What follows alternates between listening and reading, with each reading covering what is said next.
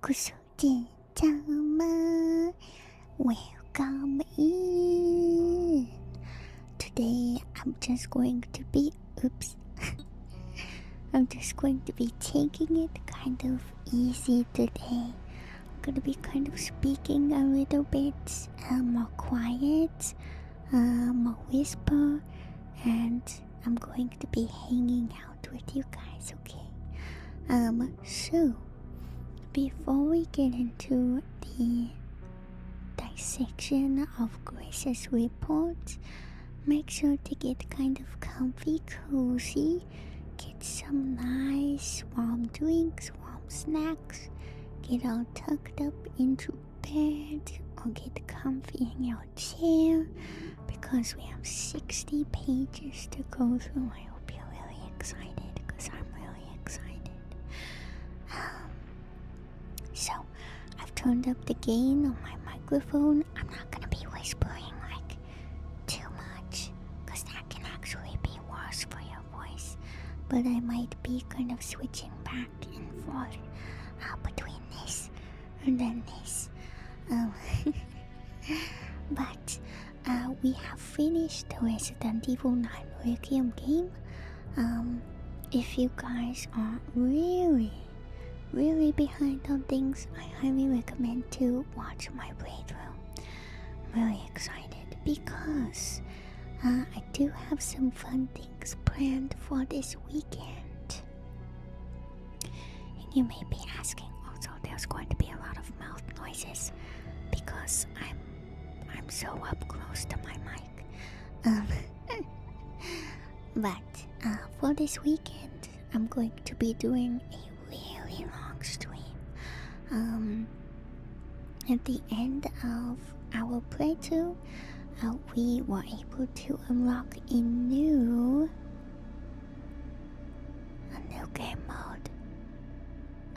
game mode. And that's called Insanity Mode. Insanity Mode. Also, YouTube is being kind of funky right now. It's being kind of bad. Okay, I think we're okay now. Are we okay now? I think we're okay. I think we're fine. So, you guys probably didn't see or heard. I'm not going to be doing a schedule this week because I wanted to finish Resident Evil. So for this weekend, I'm going to be sitting down, and it's gonna be an early stream for you guys. Remember that time when I had my birthday? I got up like really early so that we could spend a lot of time together. That's what we're gonna be doing. So I'm not gonna name drop what we're gonna be doing, but I will be up early and we will be doing an insanity run, okay? I'm really excited for that. I'm so beyond excited for that. I hope you guys are excited as well. But before we get into things, again, if you guys have not watched my playthrough, make sure to go watch that now. And yeah, let's get into it. I'm really excited. So, with reading the 60 pages of Grace's report, I'm going to have a few pointers here and there on how I feel about things and kind of like background, or you're probably gonna hear me type down a few things because I'm probably gonna have a few questions. So, let me take a sip of wawa. It was yummy. And let's get into it. This is Grace's report, The Truth Behind Raccoon City. Introduction. In 1998, Raccoon City was devastated by a massive outbreak caused by a viral leak from the pharmaceutical giant Umbrella. The United States government responded by launching a missile strike to wipe out the infected and erected a blockade to seal off the city. In 2004, following a court trial, the Umbrella Corporation declared bankruptcy. A complete account of the events was never released, which is kind of interesting. So I also want to look up something real quick. So what I didn't know is that Grace is 28 or 29. Is 28 or 29 in this game? Hold on. Let me see. Hold on. So she was born in 1998, which is kind of crazy. 1998. And she was just a baby.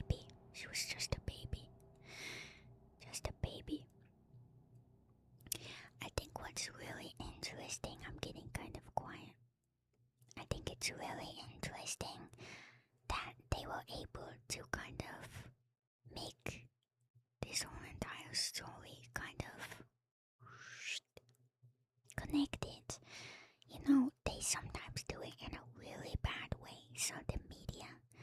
But I think Capcom did a really good job. However, in October 2026, it was discovered that the city had been used as a hub for the production and trafficking of bioweapons. This report reveals that the established narrative of the Raccoon City incident was falsified and elucidates newly discovered truths surrounding the incident, which is really interesting because I was not expecting for Umbrella to still be up and running in kind of the what's it called? I'm also a little sleepy. In the underground, it's crazy. So let's go back in time a little bit. In 1968, to properly understand the truth, we must first go back to the beginning of it all. In 1968, Oswald E. Spencer, James Marcus, and Edward Ashford founded the Umbrella Corporation. Ashford, Spencer, Marcus. Having witnessed the horrors of the Second World War and the dread of the Cold War, Spencer felt a sense of despair at watching the world repeat the same mistakes. But, we've made some mistakes. He felt it was his duty to bring about the change to humanity, which is also kind of his way to purify humanity as well. As stated in court records following the Raccoon City incident, his ultimate goal was to bring about the viral evolution of the human race. Thus, he relentlessly pursued virus research through illegal and inhumane means. This fact remains unchanged. One thing I want to kind of touch upon is it's kind of interesting because Mr. Spencer, Dr. Spencer, whatever he wants to be called, we were able to see a change in his character with the tapes where he was talking to Grace's mom.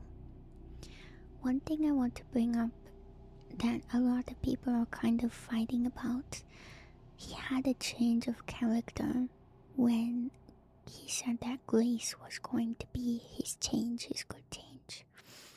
And you know, the last time we saw him, he would say, I'm going to become a god. I will become a god. And I feel like seeing this change from Spencer was kind of needed because, you know, he was a multi-billion trillionaire that is making money off of the people. And now he's like, I think this little girl will change my life. So it's interesting. It's kind of interesting to see how much he has kind of changed, because the last time we saw him, he was kind of bad. not saying he's a good man, but people can change. 1970s. From the very beginning of Umbrella, the company faced rapid change and intense internal strife, most notably the sharp ideological divide between Spencer and Marcus. According to court records, this conflict was cited as the primary factor leading to the unusual developments which followed. In 1978, James Marcus developed the T-virus, which would go on to become the cause of the subsequent outbreak. Which that's not good. T-virus not good. Not very good. So if you think about it, here I'll put it in perspective for new gens. It's like FNAF lore if you think about it. Two guys disagree with each other. And then they're like, okay, we're gonna go our separate ways. Good DLC, still haven't played it. Let's jump to the 1980s. This is a crucial period for understanding the basis of what caused the incident and the truth behind the entire case. Spencer's influence and Ark's establishment. Spencer used internal politics to have Marcus demoted, absorbing T-virus research into a facility under his own control. From then on, Umbrella began to actively research and develop bioweapons under Spencer's leadership. The underground facility known as Ark, which was discovered during recent events, originally served as the administrative center of Umbrella's research. Several documents outlining Spencer's plan for Ark have also been discovered. What could Ark mean? Ark could be talking about, I really like how they kind of use, I don't know, like Noah's Ark. You think of it as a good thing, but it's a bad thing. I love when video games do that. I think it's awesome. Alright. Excerpt from confiscated records. Long-term strategic review 1980_0422. Arc-centric integrated research roadmap. Step 1. Concentrated investment into Wesker's plan and the T-virus, which we're gonna talk about Wesker. I'm really excited for this. We're gonna talk about Wesker. Also, I want to say this, I've turned off all noises so you guys can kind of close your eyes and not be jump scared. Thank you so much for the 300 bits, I appreciate it. Give you some kisses. Alright. Then step 2, establishment of Ark as a central command center. Step 3, development of Elpis. Step 4, memory transfer and forced evolution. So, I want to talk about Zeno first. I think maybe it will talk about Zeno and Wesker. There are a few ideas that people have about Wesker. Just like, and we will get to this in Resident Evil 6, Ada was found to be a clone. Wesker is found to be a clone as well because he is peak male physique.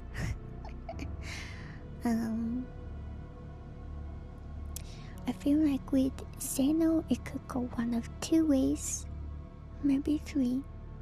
He could be Wesker. He could be a clone of Wesker. He could, could have gone to the memory transfer and the forced evolution part that they're talking about here. And some people, this is what I don't believe in. Some people are talking about how he might be Jake. I don't believe that. I don't believe it's Jake because Jake is... We're gonna get there with Resident Evil 6. And you guys are gonna like Jake a lot. But there are a few things that, you know, the game is kind of... I know, how would it be Jake? That's what I'm saying. He doesn't even look like him. I genuinely feel like, you know, it could go one of two ways with Jake being like artificially made or actually being, you know, made organically, you know what I mean? But I don't believe he's Jake. I don't believe he is. But the law that I believe in right now, Zeno is part of the memory transfer, and also you know, a clone of Wesker. I'm really excited to see what the DLC holds, and I feel like a lot of people are kind of getting upset that it might be a Chris DLC. I'm kind of hoping it is, because I feel like he always gets the best DLCs. Alright, this is the first recorded instance of a significant keyword, Elpis. Connections involvement. Let me get some water.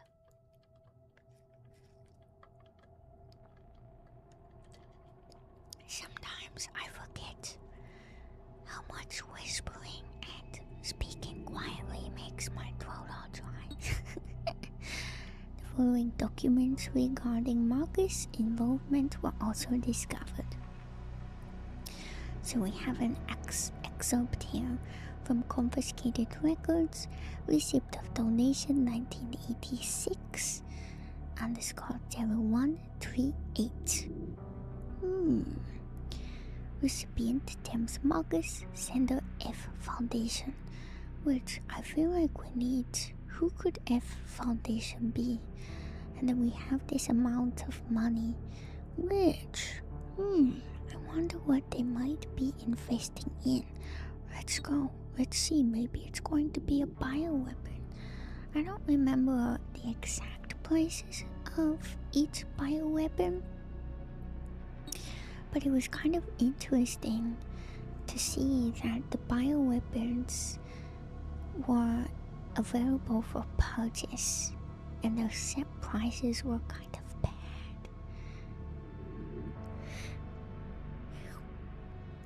This document shows a suspicious flow of funds being channeled to Marcus.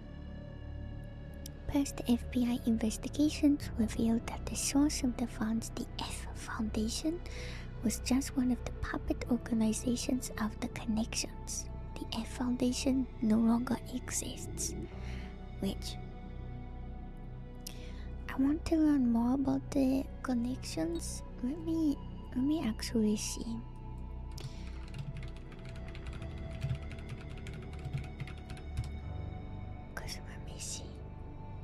Because the Connections, which I can back this up, the Connections, I had to make sure the Connections were talked about in Resident Evil 7, which I'm so excited to play that game with you guys. Which one of the pictures that we were able to see in one of the games, in one of the whatchamacallit. Yeah, I'm gonna show you guys. This is one of the pictures that we were able to see, and I wasn't gonna say anything. Oh, maybe it's all connected. It's all connected. So Resident Evil 7 kind of talks about the Connections, because Miss Mia Winters is part of the Connections. It's kind of a front, which is kind of awesome. So again, everything is all connected. It's kind of crazy. So the Connections, and look at this picture. Who do we see here? Who do we see there? Kind of interesting. The Connections is a criminal organization that various government agencies have been sounding the alarm against for years. This research group is at the heart of all of this. Evidence suggests that the connection sought involvement with Umbrella's central operations. Additional documents belonging to the protege of Marcus Brandon Berry have been uncovered. Also, this looks like Mr. Nick Apostolides. Which I wouldn't be surprised. I mean, it kind of looks like him. I feel like if you just take his eyeballs and kind of his mouth and chin. And then we have the excerpt from the confiscated records. Again, we'll get to this point in Resident Evil 7. I just feel like this game did such a good job with connecting everything all together. This is so cool. And I feel like a lot of people have been kind of complaining about, what does Resident Evil 7 and 8 have to do with 9? I feel like it has everything to do with 9, and 9 has everything to do with all of the games previously. I just kicked my desk, owie. So we have the excerpt from the confiscated records. Telegraph log 1988_0996. Sender Brandon Bailey. Recipient F Foundation. Preparations are complete. I think it's time that they made contact with me directly. Don't you? I wait a response. This indicates that Bailey took over correspondence with the connection succeeding Marcus. Bailey was rumored to be the founder of the connections, but he may have only been a small cog in the larger machine. We now believe the connections has had deep roots in the criminal underworld since before the 1980s, which that's true. Much about the connections remains unknown. Now, I want to learn more about Spencer, and I'm really excited to get into this. Spencer's purge. In order for Spencer to obtain complete control over Umbrella, he is forced to deal with any internal opposition and influential adversaries. A list of these individuals, seemingly prepared by an associate of Spencer's, was recently discovered. I wonder if they have it. They do. So, we have excerpt from confiscated records reevaluation lists.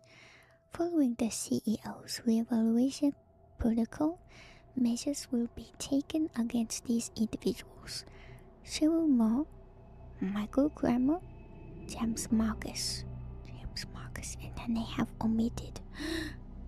What could that mean? What could that mean? There's no way. My goodness. And now we jump to the 1990s. During this period, Umbrella continued to grow and expand their ties with the government, which also, I want to bring this up, and I brought this up during one of the episodes a couple of days ago. You know, Umbrella was kind of a promise to the people. You know, we were kind of making a joke about how this one company, because me and Papa were talking about it, how one company creates like weed killer, and then they also make headache medication. Think of it like Umbrella, because Umbrella was making like all these medications, all of your toothpastes, everything, and you know, the people were like, oh, we can trust Umbrella.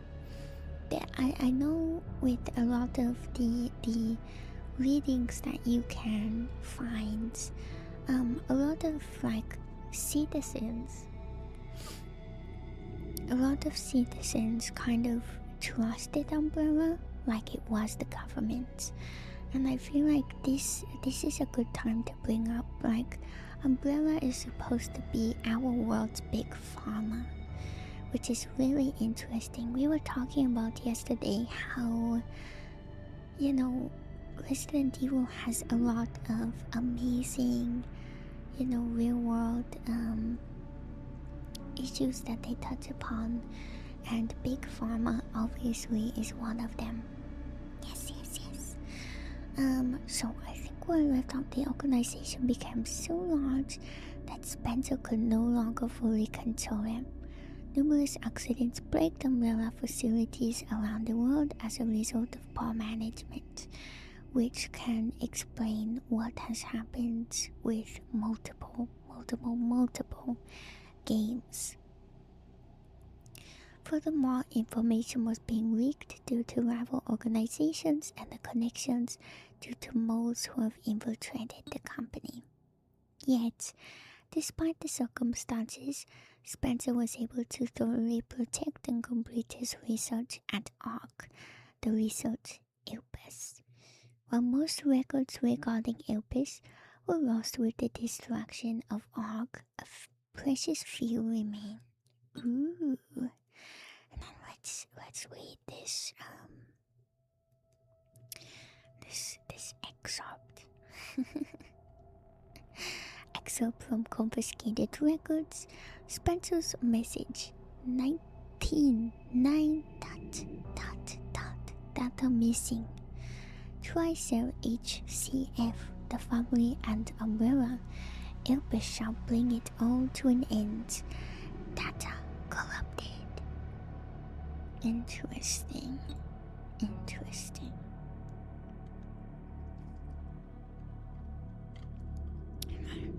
I just took a little sippy of water. And then we see what the computer, and this was kind of interesting, because a lot of people are fighting about how they feel about the end and what's kind of the what if versus the real. I think the second ending is the real one. I don't think the one where Leon dies is real. I think that's the what if. Obviously. The only information leaked about Elpis was that it had the potential to upset the military balance of the entire world. And Elpis is a cure, which is kind of strange. It's kind of strange about Mr. Spencer. Kind of strange. Yeah, obviously you didn't do the right thing. And a lot of people, were talking about, the wording in the last mission, let's call it.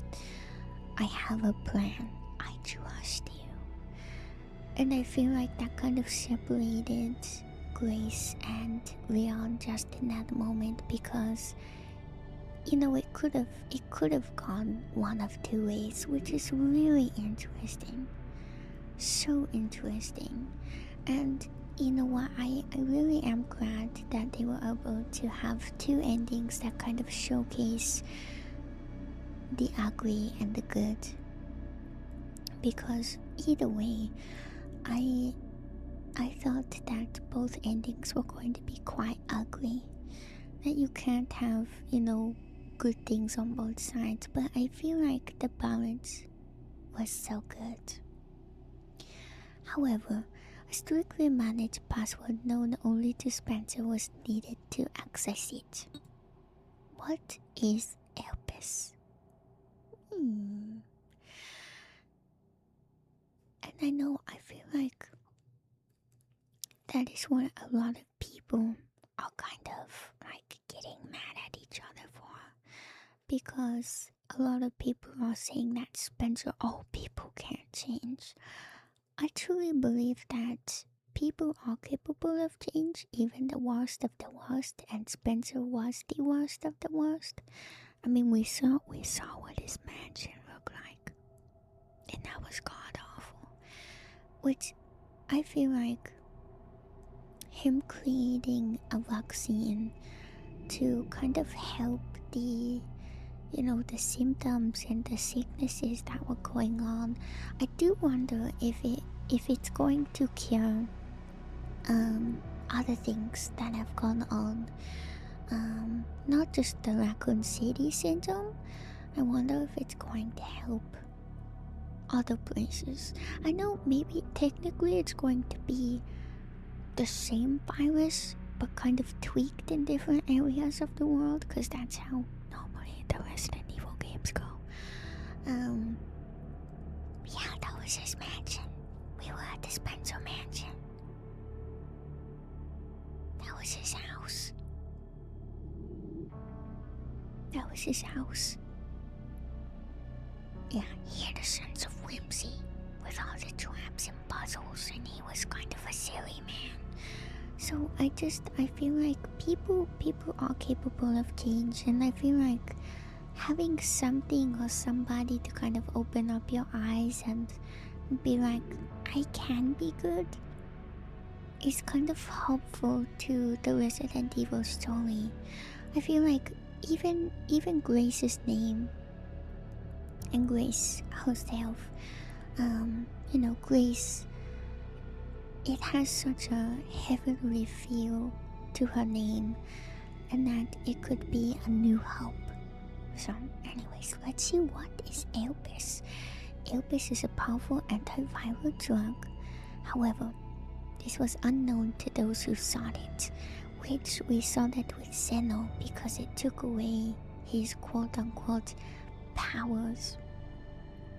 It cured him. Because I do want to say, with viruses in Resident Evil, it either reacts a certain way within people. It either accepts you or doesn't accept you, or it's just so it can be beautiful or disgusting. I feel like anything with Wesker's genetic makeup, it has everything to do with genetic makeup.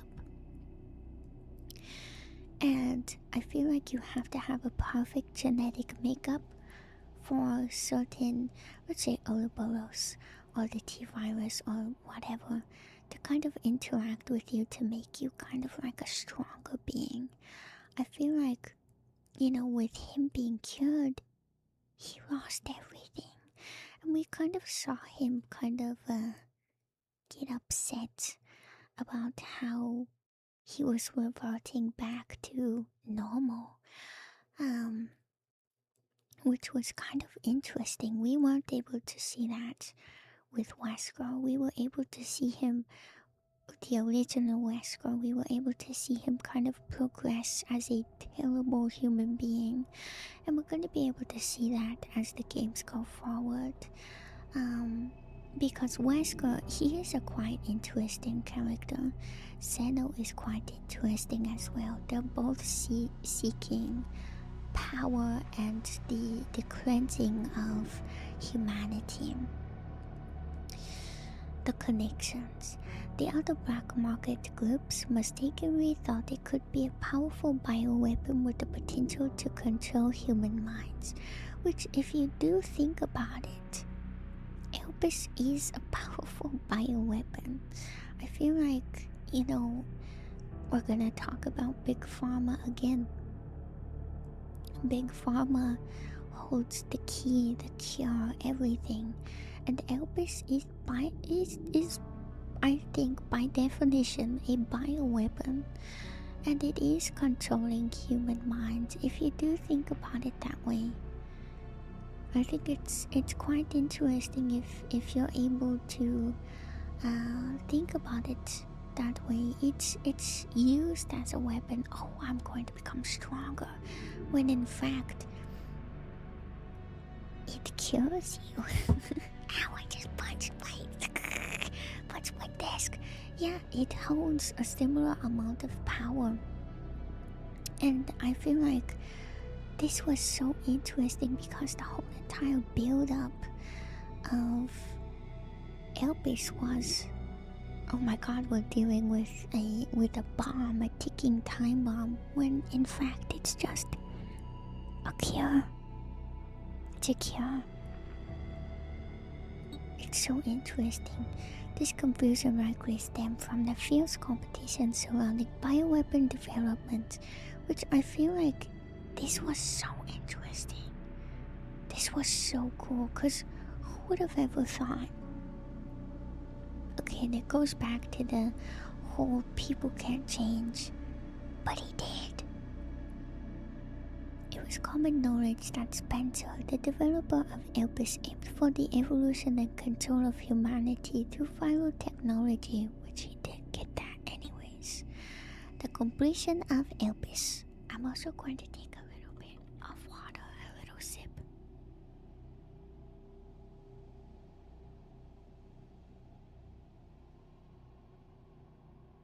Okay. I muted my mic because I also needed to cough. I kind of have a tickle in my throat. So, having a wee sip based on data taken from the confiscated records, which we're going to be talking about, Emily and the girls, and changes in Spencer's behavior, we believe that Elpis was completed around the mid-1990s. After this period, the records show a marked decrease in the number of public statements from Spencer. A similar decrease in activity was also observed at the Raccoon City Orphanage. Disturbingly, it is suspected that the children at the orphanage had long been used for umbrella experimentation. Which I don't want to spoil anything just yet. But I was doing some more research on who the girl was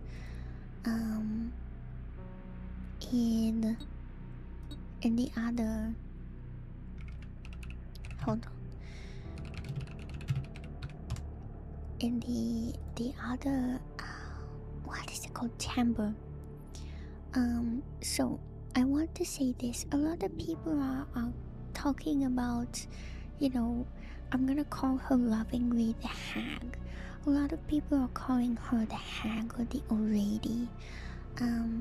But in the 3D model, her name is the girl. Her name is Marie, and she was kept at the chronic care center next to Emily, at which they, if you think about it, they are clones. They are the same. They could be sisters, but technically they had the same genetic makeup.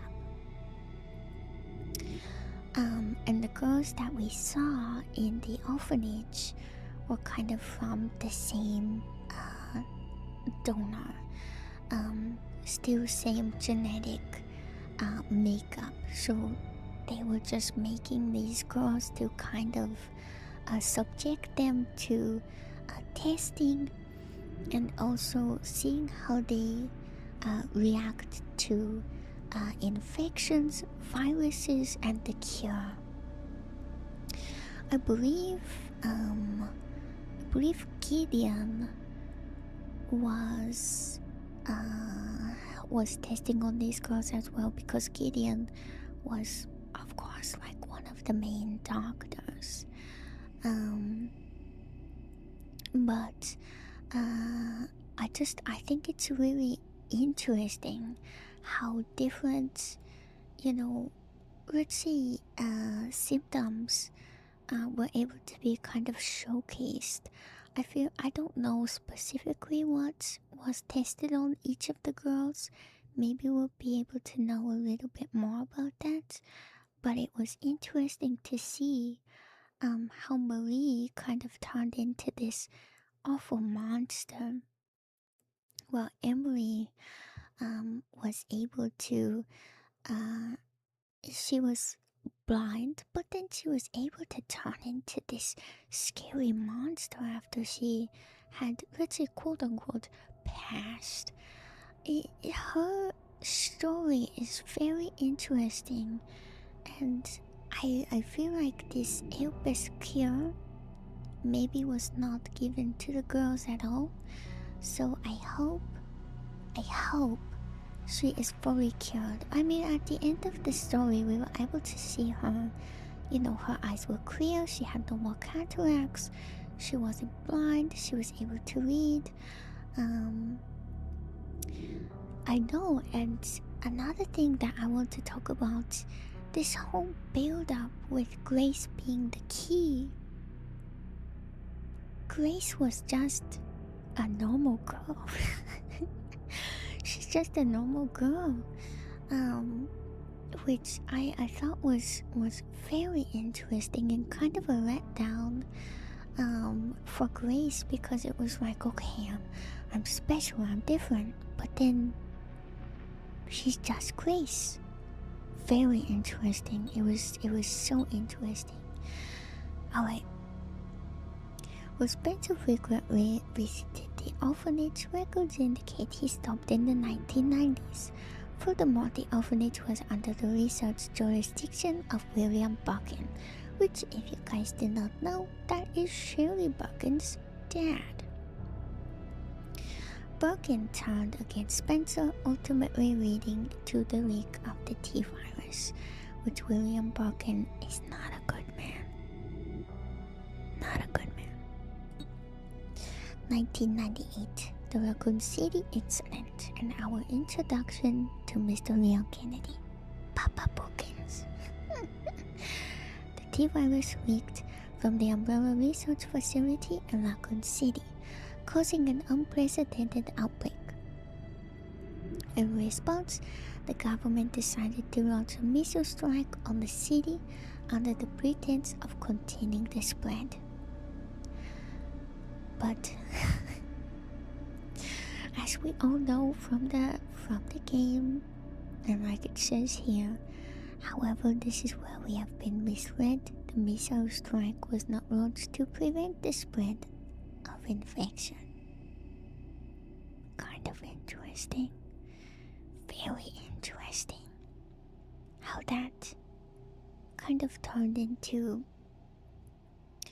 a let's contain the spread to we're gonna make some money off of this, and we're going to keep things alive.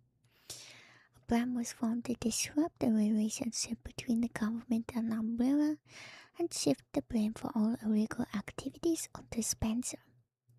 Found records indicate that the connections lobbied for the missile strike. Ooh. Excerpts from confiscated records, which we still don't have too much information on connections. I feel like one thing that we might learn, and I'm hoping Chris might be able to be our key. I feel like Chris not being seen in this sort of like end game was kind of interesting, and I want to touch on that in a couple of minutes. Ark had been secured. Commenced the missile strike. The blame will fall solely on Spencer. With this, Umbrella will be dismantled and will seize the assets. So if you really think about it, the connections are just the thieves. They're thieves. They're thieves. And it seems like Umbrella is thieves too. Spencer is thieves. So there's really just nobody good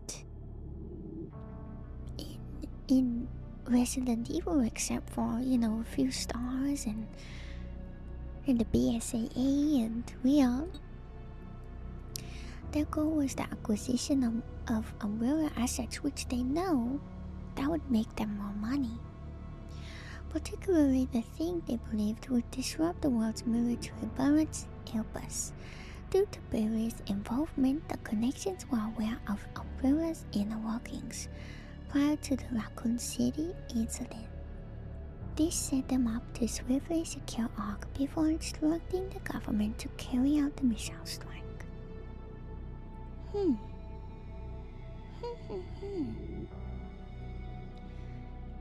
How interesting. How scary. It's spooky.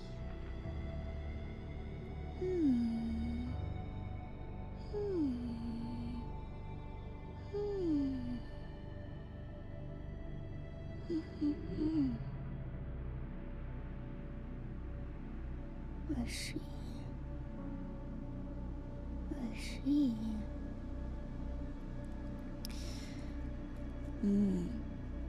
I feel like that's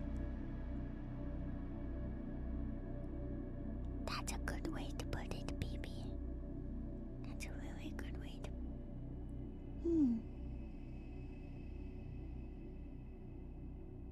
I like that. なるほどね。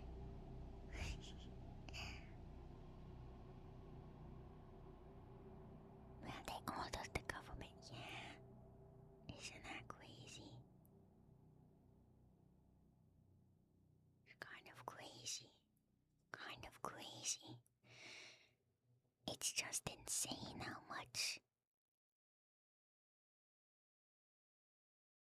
they have control over the government. That's insane. It's just crazy. I can't get over they set them up to swiftly secure Ark before instructing the government to carry out the missile strike. Then let's see, after the Raccoon City incident, the Emperor trials.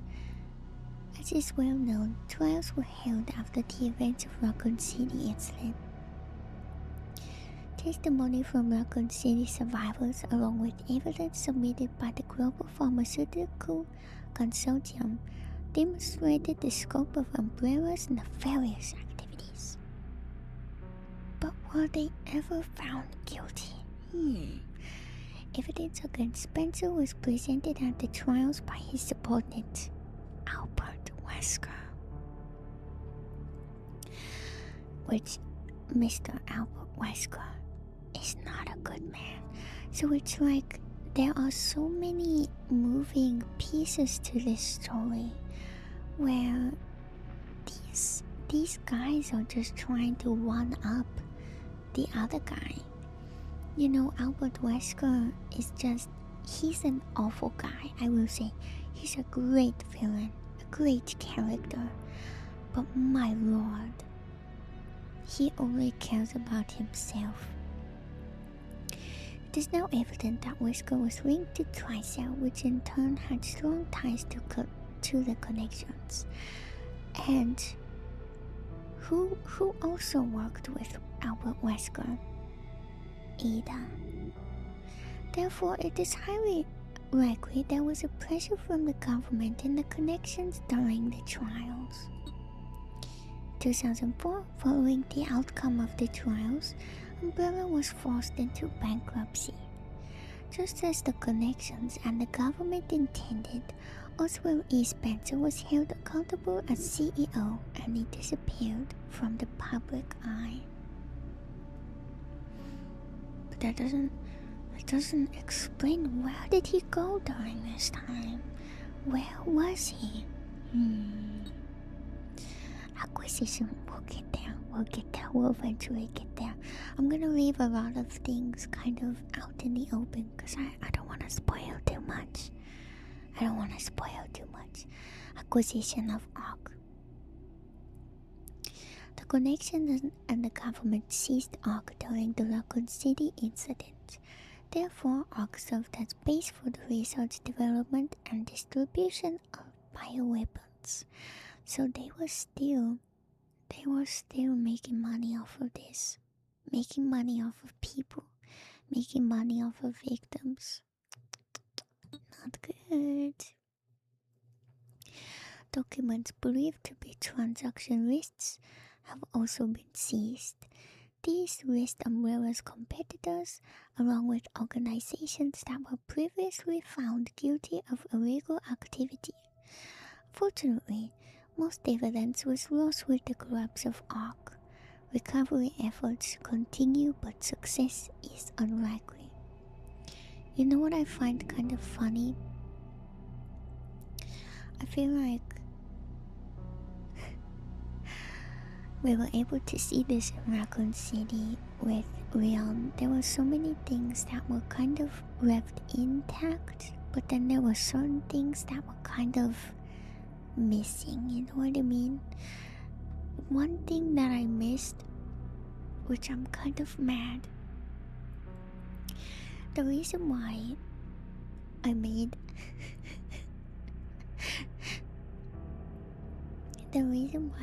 the thumbnail have the rising rookie artwork that I made is because that picture was apparently in this game. We're gonna try to find it in the insanity mode. I'm very excited, but I feel like there are certain things, because this has been a thing in Resident Evil. There are a lot of like physical, like let's call them wrong standing things that should have been still standing, but then are not. You know what is the one thing that has stayed strong in a lot of the games that go along with ruin? Paper. I feel like Resident Evil kind of does a good job with getting rid of specific paper trails that mean something. It's kind of fun. I think it's really funny. I think it is so freaking funny. Where it's like, okay, I'm gonna get rid of all the important paperwork, but I'll leave the armpit picture of my rookie. I'm hoping with maybe the DLC we'll be able to do a lot of recovery work. I'm very excited. And then the proliferation of bioterrorism, which I feel like in Resident Evil 5 and 6, we are able to see the effects of bioterrorism and terrorism in general, taking advantage of people that don't have much to begin with. That is something that Resident Evil kind of highlights as well. We'll get there when we get to 5 and 6. Following the Raccoon City incident, weaponized viruses developed by Umbrella were leaked. Subsequently, instances of bioterrorism utilizing this technology spread around the globe.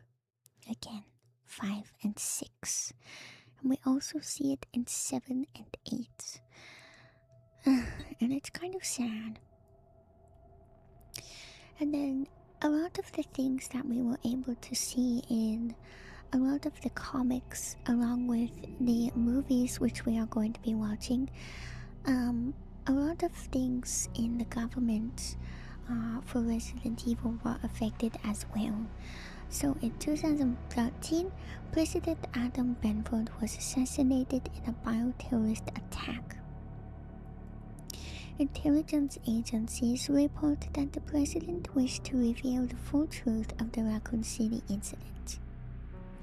It is possible that President Benford was privy to the facts revealed in this report, so they just decided, let's take him out, he knows too much.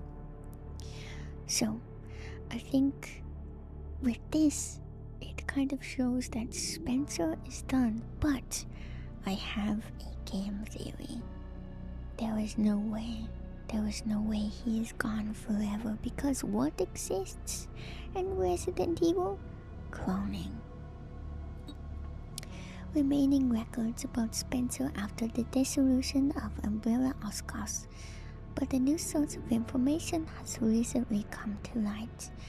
An interview conducted by Alyssa Ashcroft. Despite being responsible for countless atrocities, Spencer showed some signs of remorse in this interview, which still I believe that people can change.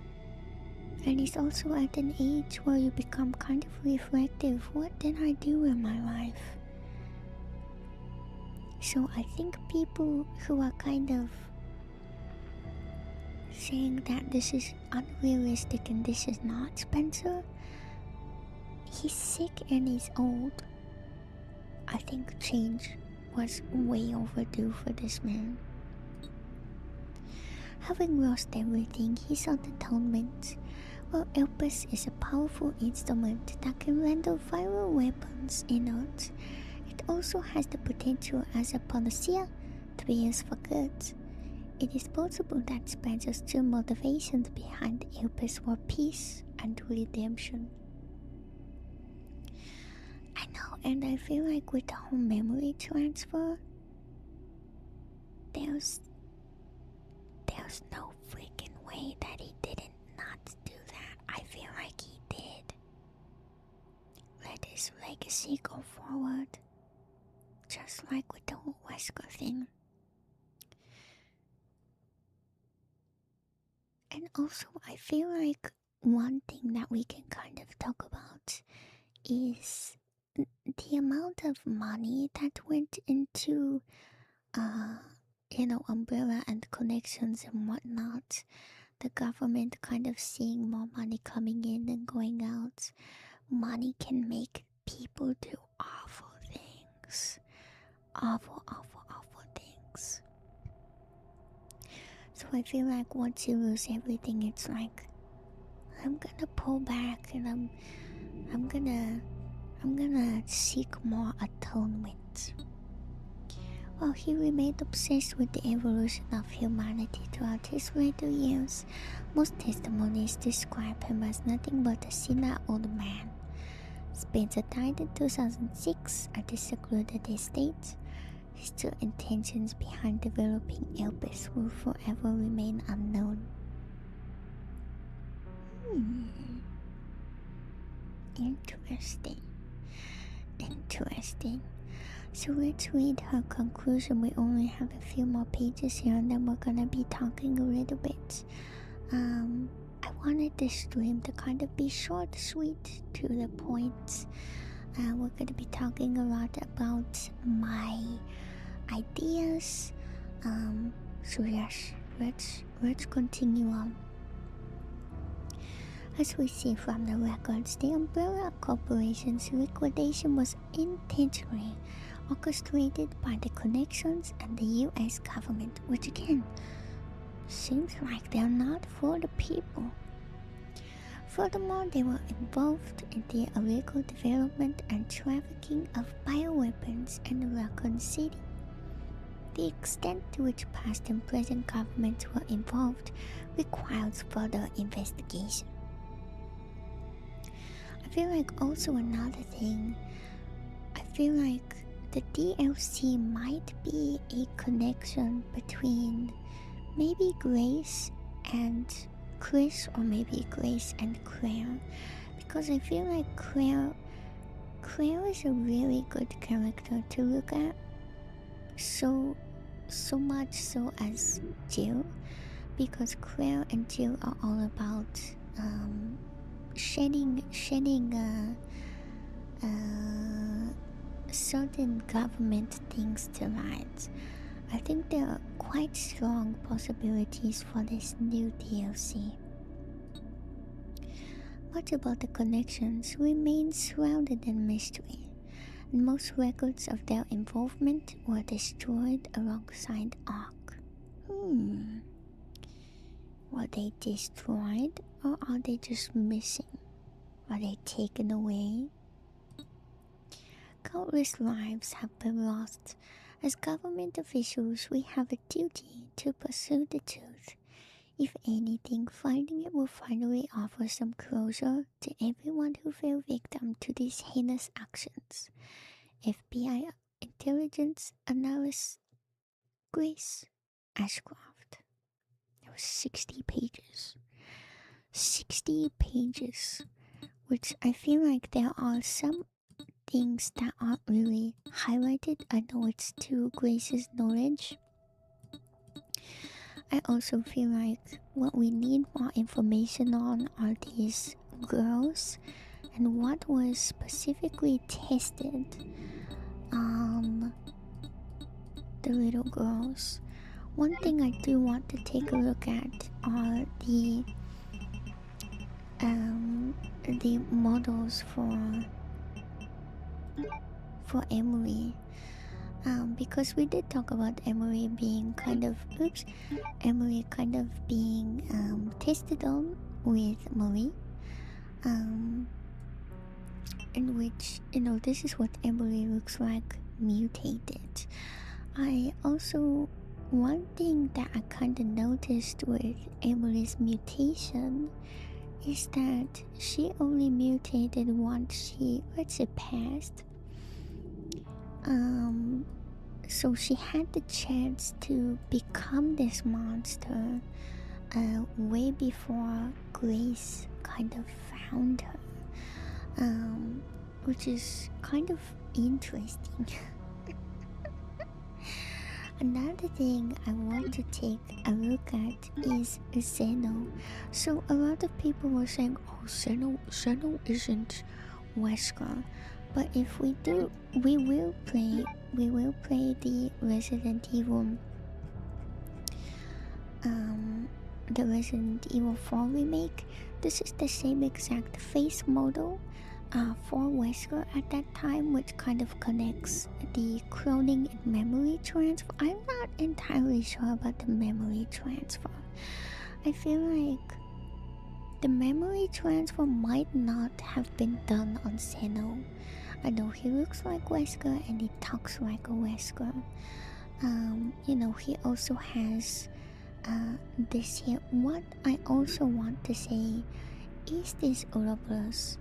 Is this the Raccoon City syndrome that he was being affected with?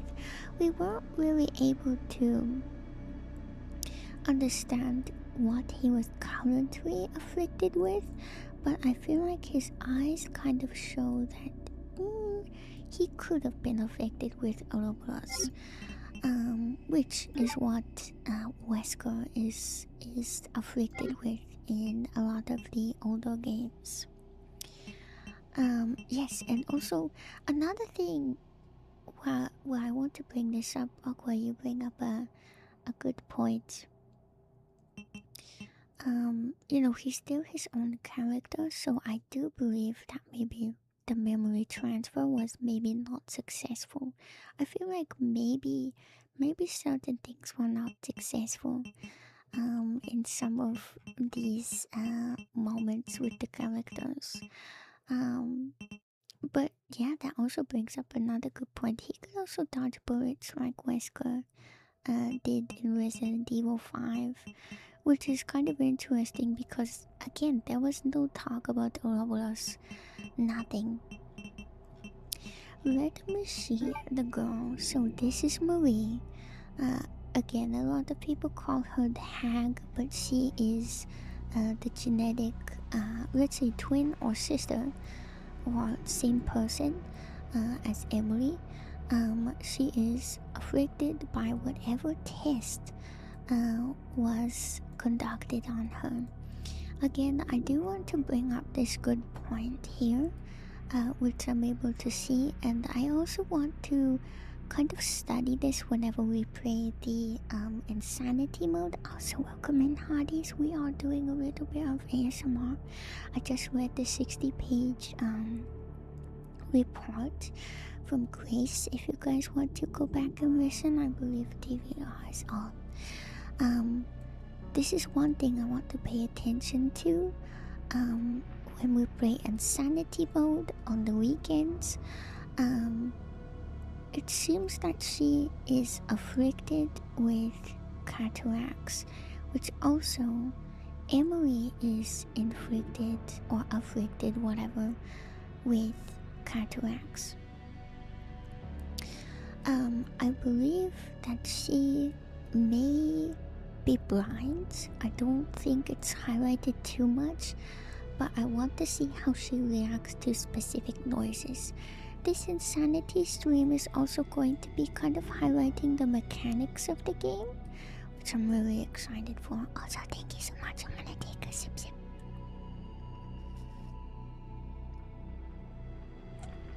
Welcome in. Oops, I just pushed over stuff.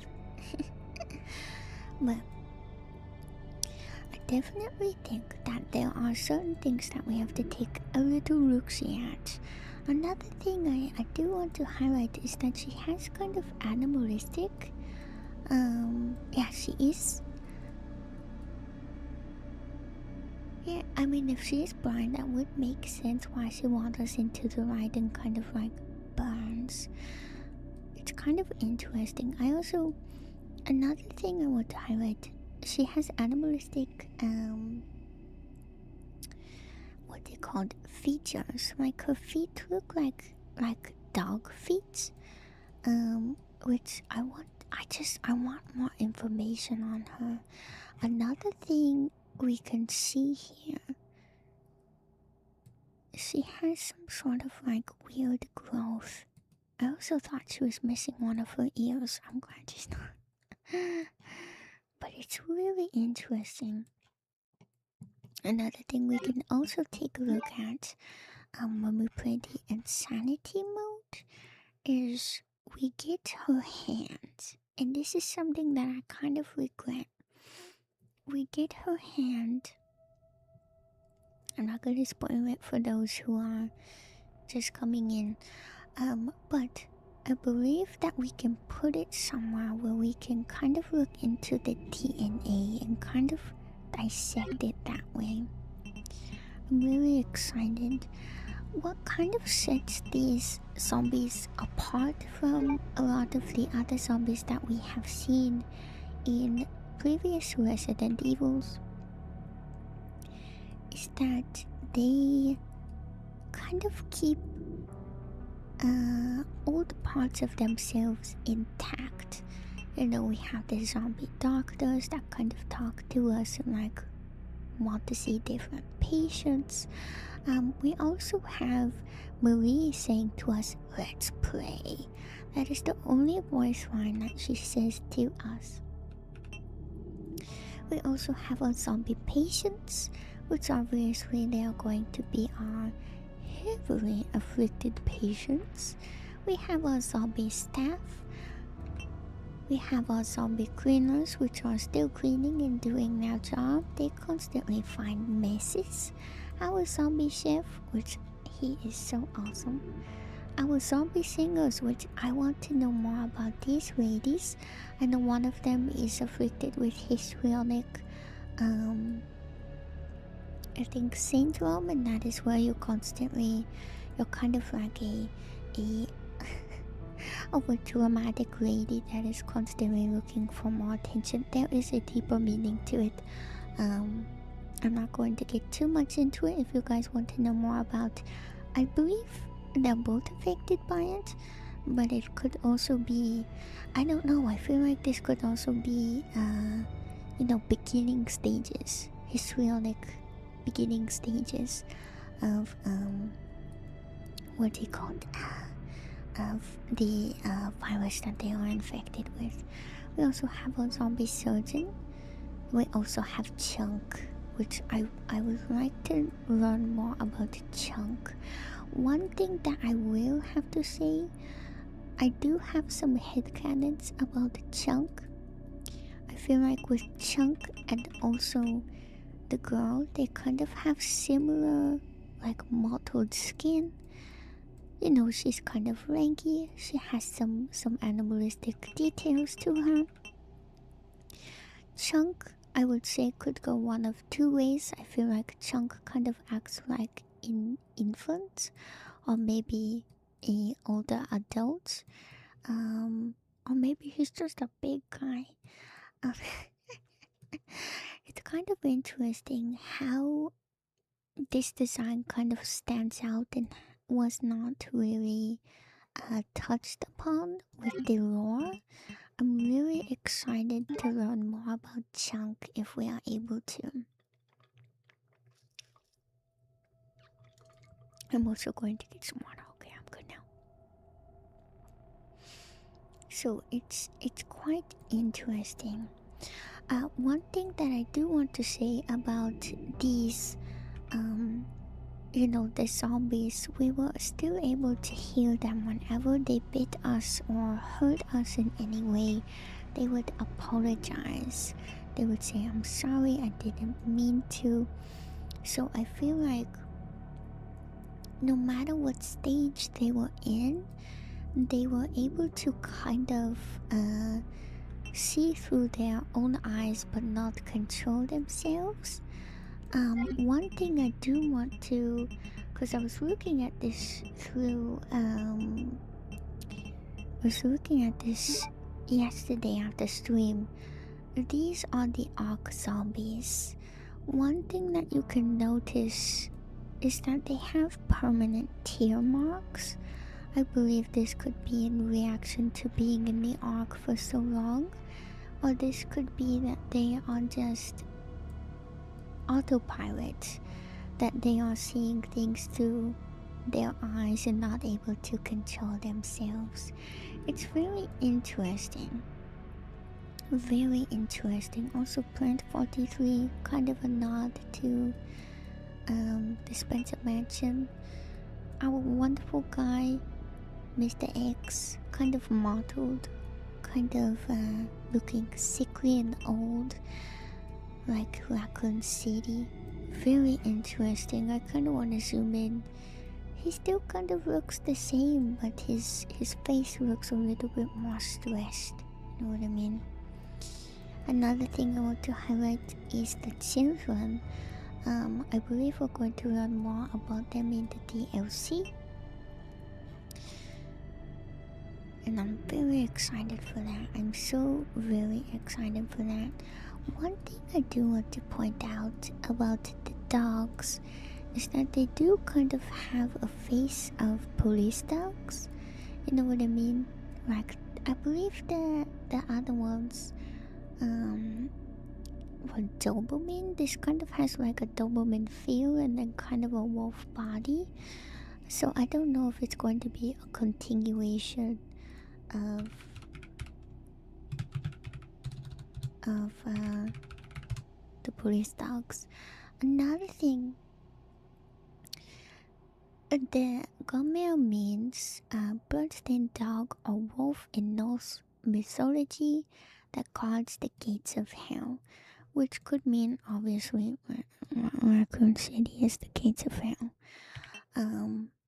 But I feel like these guys are quite interesting to kind of see how, you know, the effects of a bomb or the effects of the missile could have affected, you know, the growth and kind of the evolution of animals and people.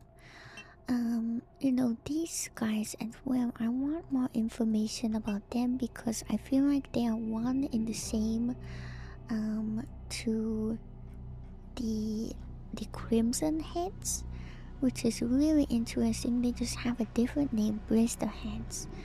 Yeah, they're guarding the gates to Ark, which is very interesting. I really love the design of this guy. What was I going? I was going to bring up. I just want to look at these guys. They're so cute. I love them.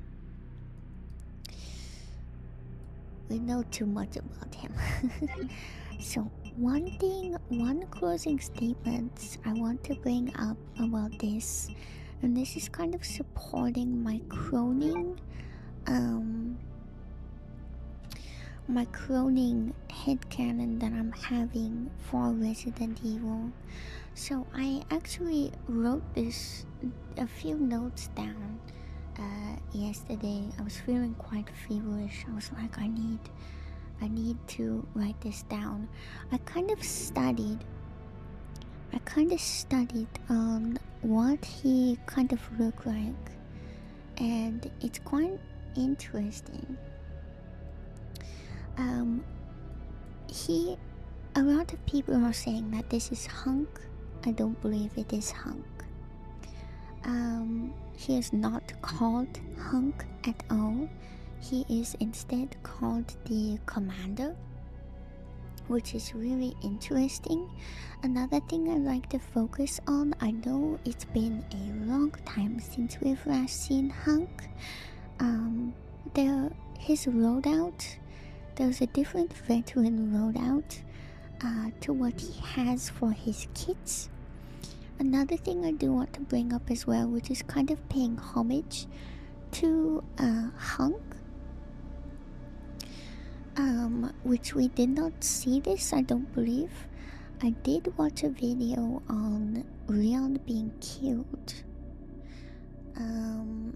where he does do the specific hand movements after he kills, which I will highlight Hunk in one of the mercenaries when we get to 4. I'm really excited for that. I believe that this kind of goes along with either a clone, but maybe a memory transfer. I'm not entirely sure, but I do not believe that he is our original Hunk. If you guys do not know what hunk means human unit never killed, which is kind of interesting because Mr. Keith is the voice of Hunk. He was able to reprise his role. I feel like this is not our guy. I'm very interested to see. And you know what? I feel like Hunk could be their secret weapon to create kind of their superhumans. Maybe, you never know, Leon could be one of those superhumans. I'm really excited to kind of see the direction of the DLC, because I feel like there are a lot of questions that we have that are kind of not answered. It's kind of open-ended with Resident Evil. I'm really happy to hear that Sherry is cured and everything. There was a lot of questions regarding the hooded man, but I think he was just a distraction. And I believe that Alyssa was as well. I believe that there are a lot of characters that are kind of going through the cloning, and I hope that Leon is not one of them. That'd be kind of scary. But then we'd have a lot of them. I hope you guys had fun playing it. I had so much fun. I also am very excited to be able to play Insanity mode this weekend. I will be seeing you guys bright and early. Tomorrow is kind of up in the air. I'm going to be maybe finding some more Resident Evil stuff for us to do. But after this weekend, I'm going to be taking kind of a month off from doing Resident Evil, just in case the DLC hits us, a month after release date. I'm really excited for that, and I hope you guys are as well. This has been quite a special game. If you guys again did not see me play this game, I highly recommend that you go watch it now. This was such a special occasion to do. I really appreciate you guys for sitting down and watching me play. And yeah, it's going to be very cool to see where this game heads in the direction of. I feel like it's kind of it's going in a clearer direction, and a lot of people are kind of being like, oh, it's not, there's no clear direction. I feel like as time goes forward, it's going to keep on getting more clear until we have a full, let's say, like, resolution on what Resident Evil really is. I feel like we got a good idea.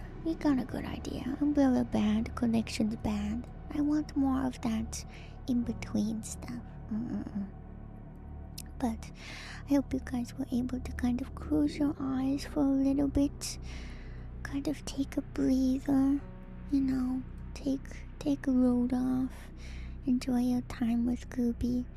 But yeah, I will either see you guys tomorrow. We'll try to find some more Resident Evil stuff to poke around in for 9. And yeah, I'm very excited for this weekend. It's gonna be a long stream, long haul. Alright. Thank you guys so much for hanging out with me. I'm gonna send you guys in 2 different directions. Enjoy the rest of your day. Get some good rest. Get some good sleepy, some good drinks, and some good foods in your system. Take care of yourself and sleep well, okay? Alright, I will see you guys next time. Goodbye. ghoulshujin-chama.